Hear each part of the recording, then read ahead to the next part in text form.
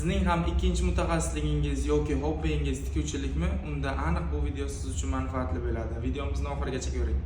Siz ham bir hafta yoki undan uzoq muddatda tikuv mashinkadan foydalanmayotgan bo'lsangiz, birinchi qiladigan ishingiz mashinaga o'tirgandan keyin orqa tomonga yotqirasizda, yog'izning holatini ko'rasiz. Yog' mana shu low yozuvidan pastga tushmagan bo'lishi kerak. Yog'imiz ideal holatda turgan bo'lsa, ikkinchi qiladigan ishimiz tikuv mashinamizni yoqib olamiz. Yongandan keyin tezligini maksimal ko'taramiz. Keyingi qiladigan ishimiz ignadan ipni chiqarib olamiz va lapkani orqa tomondan ko'tarib qo'ygan holda pedalni 2 minut davomida bosib turamiz.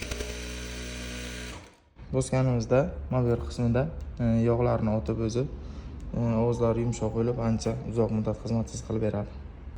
Mana shunga o'xshash tikuv mashina uchun foydali videolarni o'tkazib yubormasligi uchun Hopkin tikuv mashinkalari sahifamizga obuna bo'lib qolishni unutmang.